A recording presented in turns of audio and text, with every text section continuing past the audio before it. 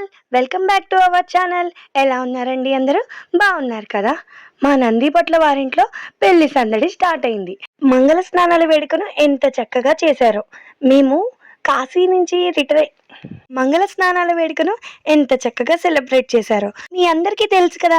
మేము కాశీ వెళ్ళొచ్చామని. ఇంకా జర్నీ చేసి వచ్చిన నెక్స్ట్ డే అవ్వడం వల్ల మేము అటెండ్ అవ్వడం కుదరలేదు. బట్ ఫ్యామిలీ గ్రూప్లో వీడియోస్ పెట్టారు కదా, అన్నీ చక్కగా చూస్తున్న మాకు మేమే అక్కడ ఉండి చూస్తున్నామా, ప్రత్యక్షంగా అక్కడే ఉన్నామా అన్నట్టు హ్యాపీగా అనిపించింది. మరి మా హ్యాపీనెస్ని మీతో కూడా షేర్ చేసుకోవాలి కదా, అందుకనే ఈ వీడియోని మీ ముందుకు తీసుకొచ్చాను.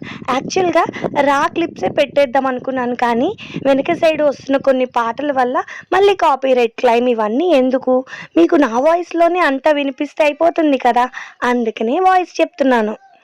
ఇప్పుడు హల్దీ అది ఇది కొత్తగా చేస్తున్నారని అందరూ అనుకుంటున్నారు, కానీ మంగళ స్నానాలు అనేవి మనకి ఫస్ట్ నుంచి ఉన్న ఆనవాయితీయే. బట్ నార్త్ సైడ్లో జరిగినట్టు అందరూ ఎల్లో అవుట్ఫిట్స్ వేసుకోవడం ఇవన్నీ చేస్తుంటే మనం కూడా అలా చేస్తున్నాం కాబట్టి మనం వాళ్ళని ఫాలో అవుతున్నాం, మనకి ఇది లేదు రిచువల్ అని చాలామంది అనుకుంటారు. బట్ మంగళ స్నానం చేయించి పెళ్లి కొడుకుని చేయడం లేదా పెళ్లి కూతుర్ని చేయడం మనకి ముందు నుంచి ఉన్న ఆనవాయితీయే. సరే, సరదాగా అందరు కలిసి చేసుకుంటున్నప్పుడు అందరూ ఒకేలాంటి అవుట్ఫిట్ వేసుకోవడంలో తప్పేముంది? ఎల్లో కలర్ అయితే వేసుకుంటున్నారు, కానీ అందరూ ఒకేలాగా వేసుకుంటున్నారా ఏంటి? అయినా ఇప్పుడే కదండి ఆడవాళ్ళకి బీరువాలో దాచిన చీరలు, కొత్త చీరలు అన్ని కట్టుకునే అవకాశం. మరి ఒక్కొక్క ఈవెంట్లో ఒక్కొక్క కలర్ వాడాలంటే ఇలాంటి రూల్స్ ఉండాల్సిందే. ఇక్కడ చూసారా పెళ్లి కొడుకును ఎంత హ్యాపీగా విష్ణుమూర్తిలాగా ఉయ్యాలొపుతున్నారో. ఫ్రెండ్స్ అందరూ ఉంటే, అది కూడా కజిన్స్లో మన ఏజ్ ఫ్రెండ్స్ ఉంటే ఇంకా సూపర్గా ఉంటుంది కదా. అయినా ఇవన్నీ మెమొరీస్ అండి, ఇప్పుడు కాదు. వీటిని ఇంకెప్పుడైనా తిరిగి మళ్ళీ చూసుకున్నప్పుడు ఆహా రోజులు ఎంత బాగున్నాయో, ఎంత ఎంజాయ్ చేసామో కదా అనిపిస్తూ ఉంటుంది. ఇంకా అందుకని ప్రతి మూమెంట్ని వీడియో తీసుకుంటూ ఉండాలి. అట్లీస్ట్ మన కుదరపోయినా మన పక్క వాళ్ళు తీసినప్పుడు అది అందరికీ షేర్ చేస్తారు కదా, అప్పుడు కూడా ఇంకా హ్యాపీగా అనిపిస్తూ ఉంటుంది. చుట్టాలందరూ వస్తూ ఉంటారు.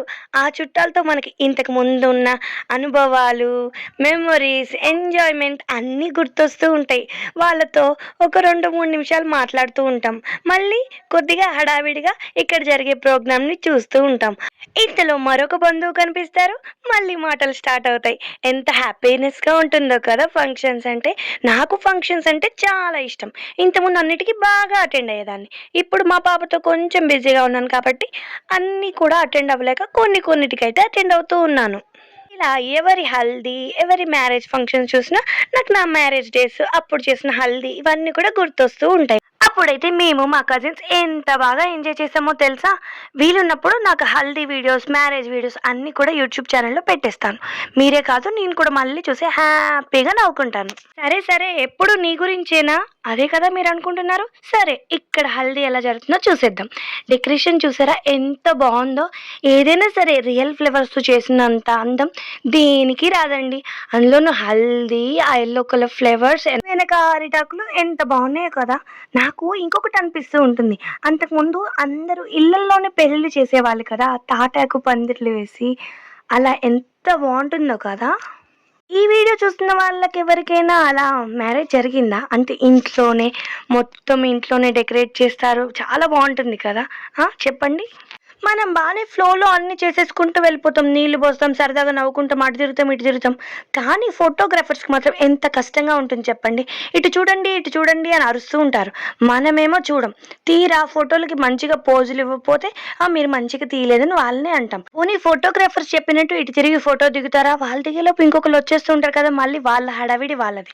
అన్నీ హ్యాపీగా జరిగిపోతాయి. ఇంకా ఫోటోగ్రాఫర్ ఎప్పుడెప్పుడు ఫోటోలు ఇస్తారని ఎదురు చూస్తూ ఉంటాం. ఆ ఫొటోస్ని మళ్ళీ చూస్తూ మురిసిపోతూ ఉంటాం కదా. ఫొటోస్కి, వీడియోస్కి ఉన్న ప్రత్యేకత ఇది పాతకాలంలో కూడా ఉండుంటే బాగుండేది అనిపిస్తుంది. అంటే మన అమ్మమ్మల కాలం కంటే వెనక వాళ్ళకు కూడా ఉండుంటే ఆ వీడియోస్ మనం కూడా చూసి అవన్నీ కూడా ఎంజాయ్ చేసేవాళ్ళం కదా.